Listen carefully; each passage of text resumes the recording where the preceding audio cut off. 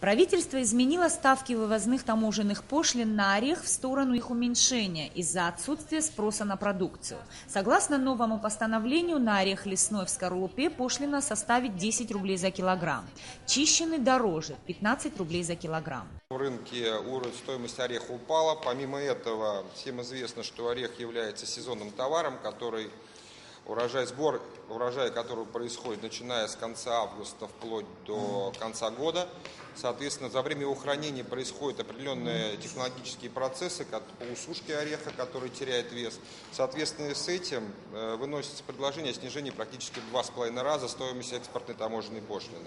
Помимо этого, данное постановление предлагается ввести временно со сроком действия до 31 августа. Вопрос выделения земель вызвал довольно ожесточенные споры среди членов правительства. Ряд министров отказались голосовать за перевод земель из одной категории в другую. Формулировка проста. В государстве все меньше земель сельскохозяйственного назначения, а на их месте будут красоваться отели и гостиницы. Мы такими темпами останемся без сельхозземель. Я это несколько раз говорил и сегодня еще раз повторяю. Минсельхоз на эту ситуацию никак влиять не может, к сожалению. Никак. Решайте. Это не вопрос министра образования, но просто душа болит за это. Нужно, не нужно, и что? В вопросе президента объявить мораторий, никому не выделять до кадастра и всех остальных. На 2-3 года закроем этот вопрос.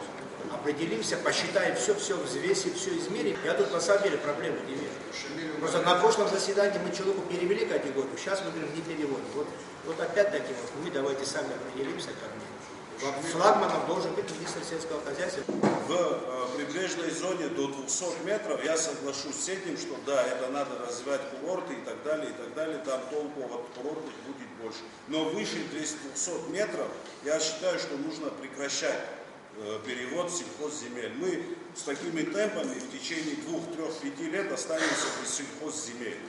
Аргумент докладчика, начальника управления землепользования и кадастра Дамура Ахуба, прост. Использование земли в санаторно-курортных целях принесет больше выгоды и новые рабочие места. Если подумать о рациональности использования земли, скажем, да, чем сельское хозяйство, курортное, это санаторное, она, конечно, более эффективна и больше доходы государства и рабочих мест откроется. Это одно.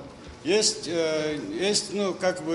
сельхозуправление, которое подписывает, что эта земля, там же акт выбора земельного участка, земельная комиссия решает, главы администрации пишут распоряжение, к нам оно так и приходит, там сельхозуправление подписывает.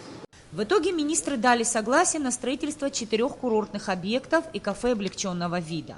Правда, члены правительства приняли решение провести отдельное заседание, на котором будут подводить итоги по ранее выделенным объектам. Было предложено пересмотреть некоторые принятые распоряжения. В случае, если гостиницы, дома отдыха, под которые выделялись земли, еще не построены, а сроки их возведения, указанные в документах, уже вышли, то распоряжение о выделении земель необходимо отменить.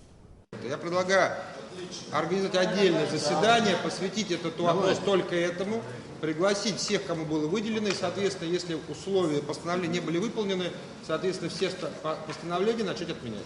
И делать такое заседание, посвященное этому вопросу, на периодической основе, не реже, чем 2 раза в год.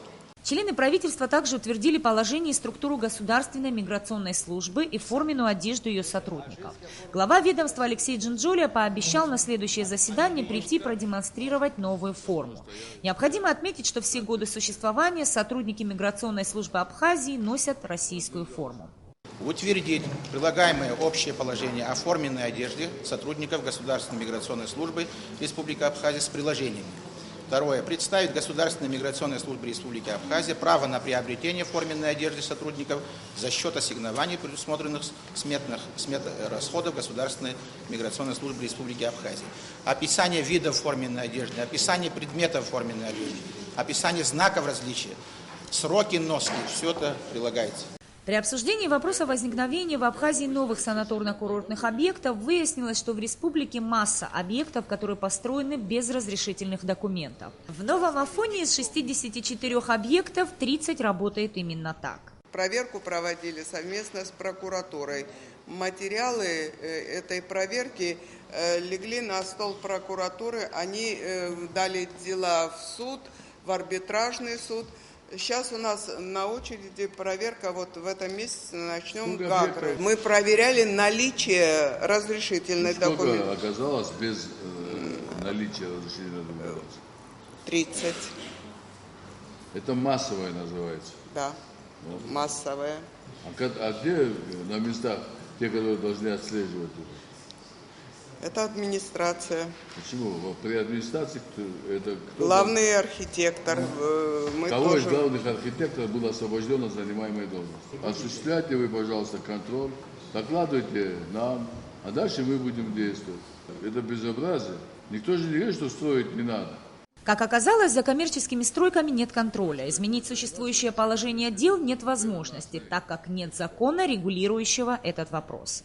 Более того, в нашей стране и вовсе нет надзора за строительством. Вот и получается, что проект строительства утвержден, а сам процесс контролировать некому. И в случае, если объект рассыпается или упадет на голову граждан, винить в этом будет некого, утверждают специалисты. Повестку дня завершил вопрос передачи телерадиопередающего оборудования управлению «Абхазсвязь». Отметив лишь, что в Галском районе абхазское телевидение и ряд российских каналов вещают в полном объеме, члены кабинета проголосовали «за». Нисфарш Бабислан Джинджулия, Абхазское телевидение.